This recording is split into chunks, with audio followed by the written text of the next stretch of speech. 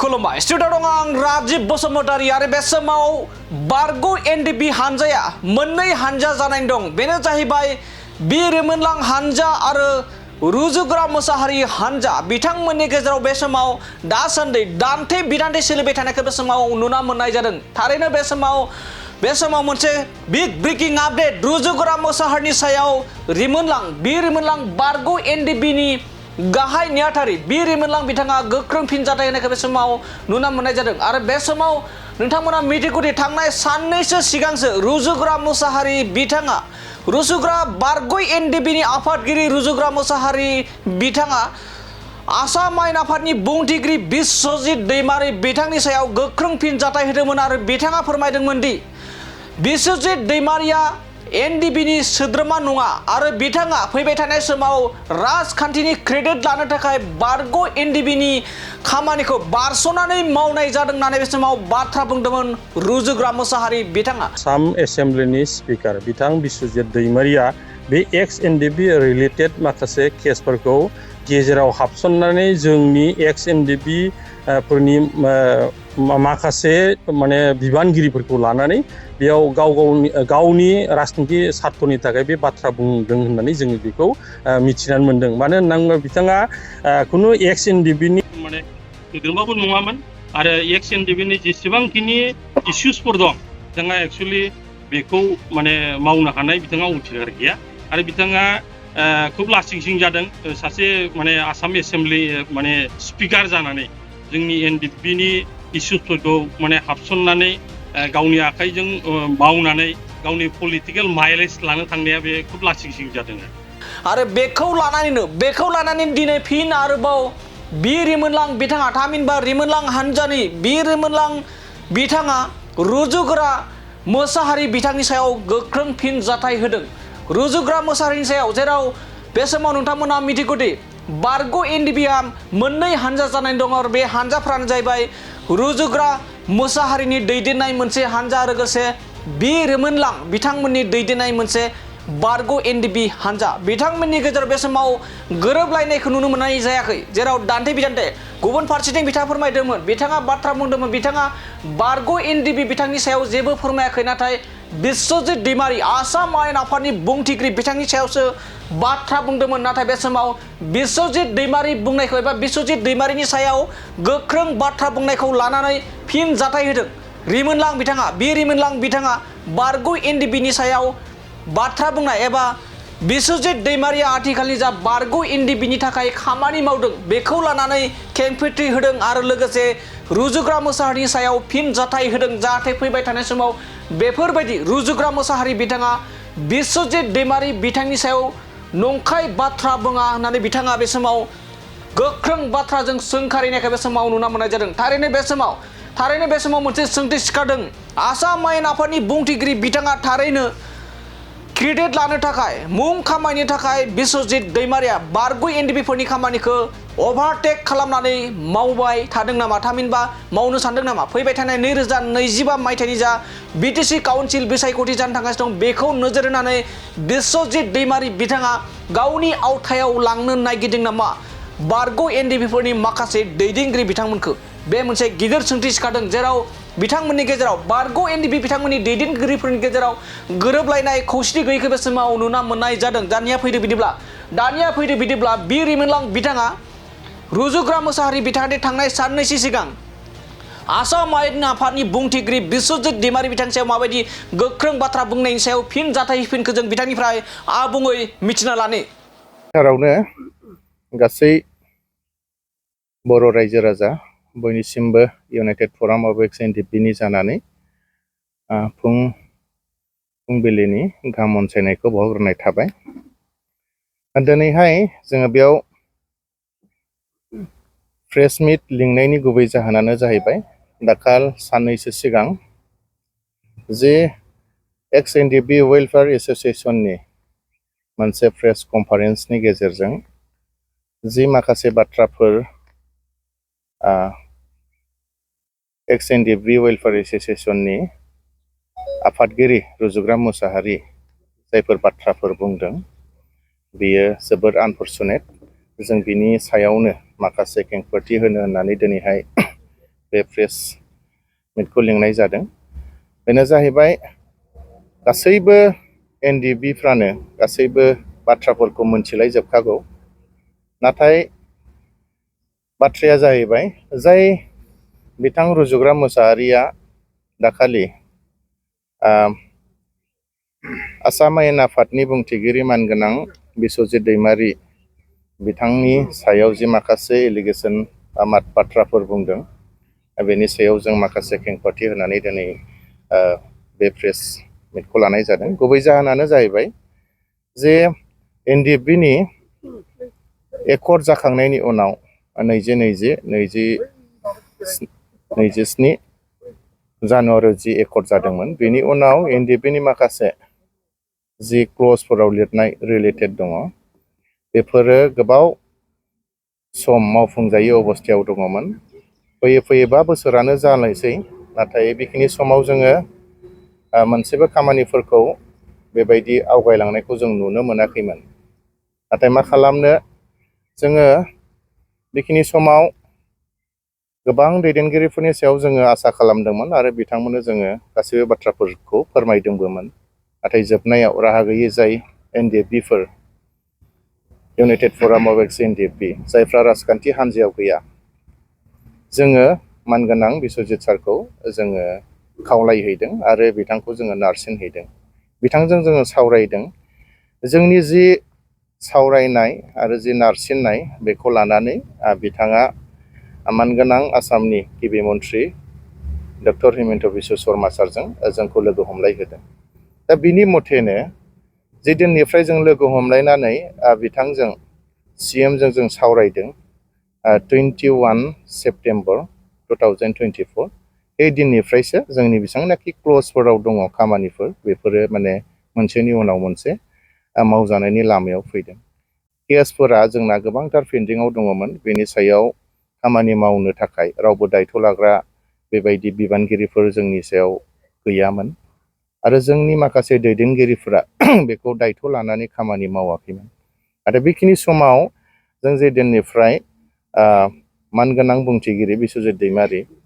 बिथांजों जों लोगो मोनलायदों, बिथांनि लोगो चिफ मिनिस्टारखौ लोगो हमहोनायनि उननिफ्रायसो मोनसेनि उनाव मोनसे खामानिफ्रा जाबोदों। जेरै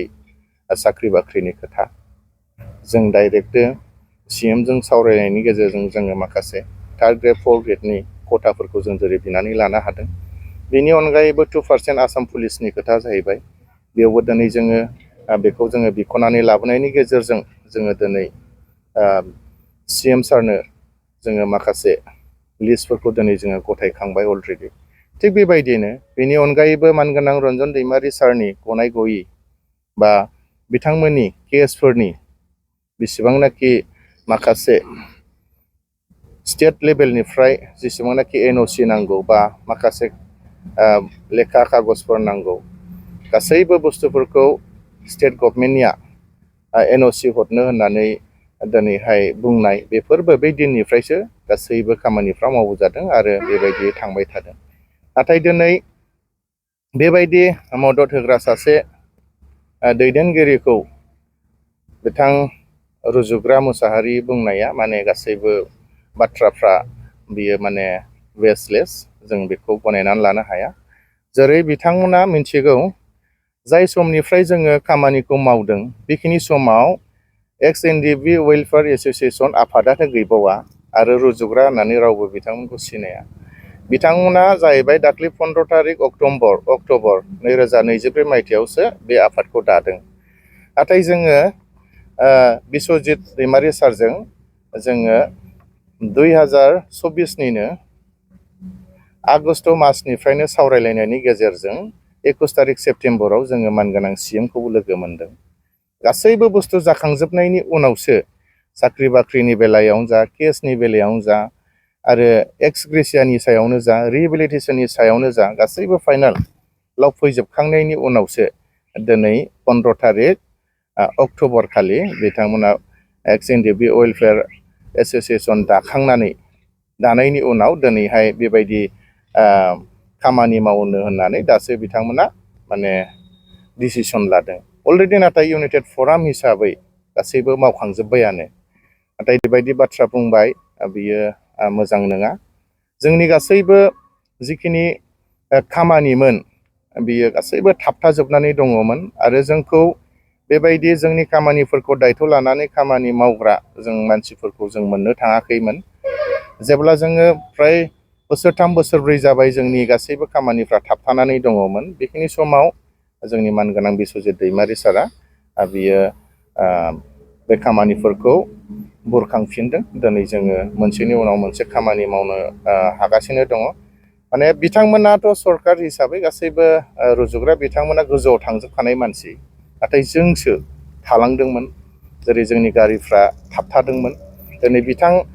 बिस्वजित दैमारि सारा बे गारिखौ नारखोनानै हरबाय दिनै जोंनि गारिफ्रा अलरेडि सालायफिनजाबाय बिदि हिसाबै जोंनि खामानिफ्रा मोनसेनि उनाव मोनसे जालांबाय थादों दा बिदि मानसिखौ जुदि सोरबा जोंनि मानसिफ्रानो बखियोब्ला माने बियो जुक्ति गोनां बाथ्रा नङा माने मोजां बाथ्रा जायाखै माने गासैबो खैफोदा जोंनिसो गासैबो खामानिफोर मावनांगौआ जोंनिसो आरो सायख'नानै लानांगौआनो जोंनिसो दा बेनि गेजेराव नोङो सोरखौबा बखियोब्ला सोर मावनानै होनो बे मोनसे खोथा फैयो दा जुदि गासैबो खामानिया मावफुजाबाय थानाय समाव बेफोरबायदि बुङोब्ला जोंनि गेजेराव निस्सय गावजों गाव माबा मोनसे गोरोबलायिया फैगोन जों बेखौ साननो हायो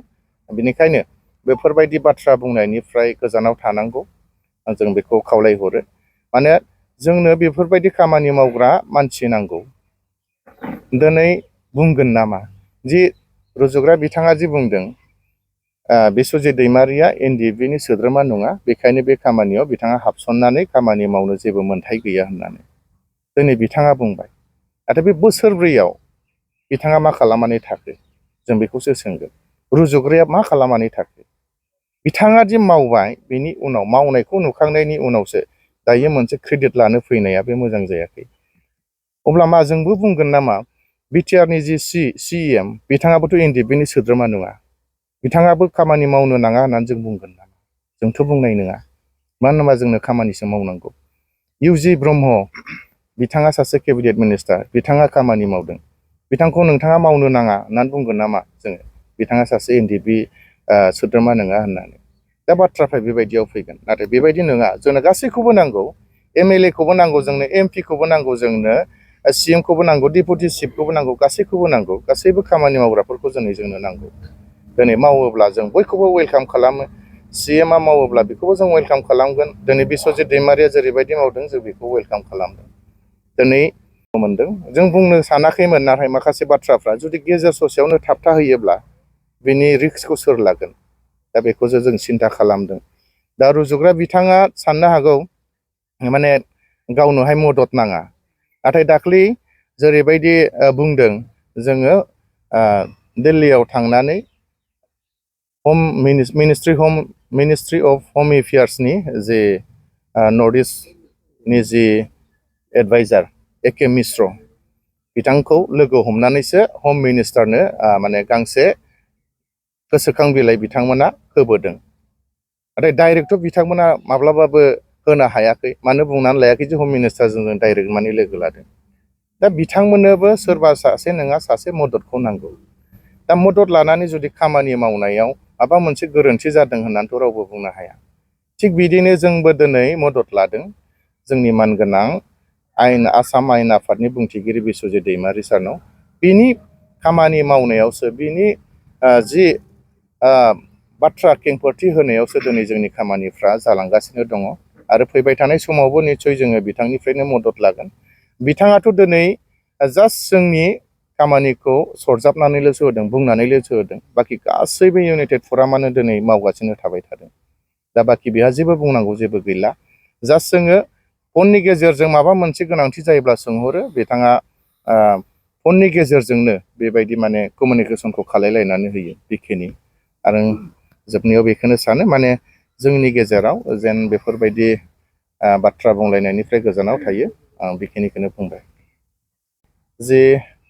XNDB वेलफेयार एस'सिएशननि आफादगिरि बिथां रुजुग्रा मोसाहारिया बुंदों जोंखौ पलिटिकेल इनक्लाइन जानानै बिथांमोना हाबसनहैनानै खामानि मावदों होननानै नाथाय बे नङा जों सिगांनिफ्रायनो आगोलनिफ्रायनो बुंबोबाय थादों इउनाइटेड फराम अफ XNDB-आ खुनु माबा मोनसे पलिटिकेल हान्जानि सिङाव नङा आरो बबेबा मोनसे पलिटिकेल हान्जाजों दानानै होजानाय आफाद नङा होननानै दिनै रुजुग्रा बिथाङा गावसोर मा हिसाबै आफाद दादों आरो माबे लामाजों थांदों गावसोरनि लामाखौ गावसोरनो मिथिखायो गावसोर सोर बेखौबो हमनो हाखायो जोङो जोंनि खामानियाल' जाथों होननानै दिनै जों सोरनिबा आथिंखौबाबो हमगोन माबा मोनसे खामानिबाबो जों मावगोन जेरावहाय केसफोरा ओरैबायदि जानानै थांदों जि NIA केसनि जों मिथिगौ जों थांबाय थानाय हिसाबै गासैबो न'खरफ्रा सिलिंखार जालांबाय दाउ अमा मोसौ हा हु जोबलांजोब्बाय गोबां जोंनि सोद्रोमाफोरनि बिहि फिसा गोदाव सोराव जाजोब्बाय दिनै बेफोरखौ सोर खबर लादोंमोन इउनाइटेड फराम दाखांनायनि उनावसो बेफोरखौ खबर लादों दिनै बेफोरखौ आरो नोङो जानला मोनला बुंबा जानाय नङा दिनै NIA केसआ बेबायदि लेभेलसिमाव सफैबाय गासैबो केसखौ NIA खौ सेन्ट्रेल ल'निफ्राय आसामाव दिनै रिटार्न लाबोबाय रिटार्न लाबोनानै दिनै पाब्लिक प्रसिकिउटर दिनै सासे होबाय दिनै जोंनि NIA केसआव नांनाय न'खरफोरा दिनै थाखा फैसा बाहायनांनाय नंलिया गासैबो गभर्नमेन्टआनो होजोबसिगोन नाथाय बिदिसिम मावदों जोङो दा बेखौ एसोसिएसना मा मिन्थिनो रुजुग्राया मा मिन्थिनो जेराव बिथाङा मोनसेबो सावरायनायाव गैया जेदिनखालि 21 तारिखआव जों CM जों सावरायजों अफिसियेल मिटिं जों जिरायदों बेखिनि समाव साख्रि बाख्रिखौ इउनाइटेड फरामा बिख'नानै लादों बेखिनि समावबो जों रुजुग्राखौ नुवाखै बिथाङा गैया 23 तारिख September advocate general Debajit Saikia सारखौ जेब्ला जों लोगो लादों बेखिनि समावबो बिथांमोना गैया मा रायलायदों मा रायलायाखै बिसोरो जेबो मिन्थिया 26 तारिख सेप्तेम्बराव साख्रि बाख्रिनि थाखाय ADGP सारजों जों स्पेसियेल सावरायदों बेखिनि समावबो रुजुग्राया जेबो मिन्थिया नाथाय दिनै मैया दाखालिनि खावब्ला नुजाफैनानै दिनै जानला मोनला बाथ्रा बुंबाथ' जानाय नङाना बेखौलाय सोर गनायनो जेबोआनो मिन्थियाब्ला दिनै मानो बाथ्रा बुंलाबायदों दिनै साख्रि बाख्रिनि थाखाय लेखा बिदों पुलिसनि थाखाय माबानि थाखाय बे बुस्थुखौ जों अलरेडि मावखांजोब्बाय अलरेडि जों गथायहैखांजोब्बायानो दिनै आरो गोदानै बिफिननानै जोंनि मानसिफोरखौ गोदाव सोराव खालामोब्ला बे बोरै जागोन बेखायनो जों सानो जेन जोंनि खामानिफोरखौ बिथांमोना बायदि बायदि बुंनानै जेन हेंथा होआ माव नोंसोरबो सोमोन्दो लानानै माव दैदेनगिरिफोरखौ लानानै माव बेयाव जोंहा जेबो बुंनांगौ गैया दा बेखौ जोङो बुंनो जोंखौ जेन डिस्टार्ब खालामा जोंबो नोंथांमोनखौ डिस्टार्ब खालामा आरो जों खुनु पलिटिकेल माबा मोनसे लाबालाबनि थाखाय जों खामानि मावाखै बिस्वजित दैमारि बिथांनिसिमबो जों BJP आव हाबगोन बा बहाबा हाबगोन नोंथाङा जोंनि खामानिखौ मावनानै होनांगौ बेफोरबायदि बाथ्रा जों खुनु सावरायाखै आरो रायलायाखैबो दिनै जों माबा मोनसे BPFनि बेनाराव थांनानै आर'नाइबो गानहैयाखै बा बिथांनि स्टेजाव थांनानै जों आर'नाइ गानहैयाखै BJP जोंबो थांनानै जों BJPनि माला गानहैयाखै टफि गानाखै जोङो दिनै UPPL आव थांनानैबो जोङो माला गानाखै कंग्रेसआव थांनानैबो जों माला गानाखै जों इन्डिपेन्डेन्ट मोनसे आफाद इन्डिपेन्डेन्टलि जों प्रेसार होलांगोन आरो जों होलांबाय थागोन जेब्लासिम जोंनि खामानिया जाया दिनै रुजुग्रा बिथाङा गावसो बयबो मिन्थियो बिथाङा सासे TLCC चेयारमेन धनसिरि ब्लकनि प्रेसिडेन्ट UPPLनि आरो बेयाव बिथांमोना साबैसे जिरायनायमोन गासैबो बिबानगिरिफोर गोजा दिनै जोंखौसो उल्थायै जुदि पलिटिकेल माबा इनक्लाइन जानानै खामानि मावदों होनना बुङोब्ला बोरै जानो बयबो मिन्थिगौ बिथांमोना सोर बेनिखायनो जों बारा बुंनो गोसो गैला बिसिबां काउन्टार होलायो एसेबां गाज्रि जालांगोन आं मोनसेल' खोथा बुंगोन जेन जोंनि खामानिफ्राव बेबायदि हेंथा दाहो जेन जोंनि गेजेराव गावजों गाव भुल बुजा-बुजि जालायनानै जेन दावराव दावसिनि लामाखौ जेन लाबोआ बेखौनो जों बुंबाय गोजोन्थों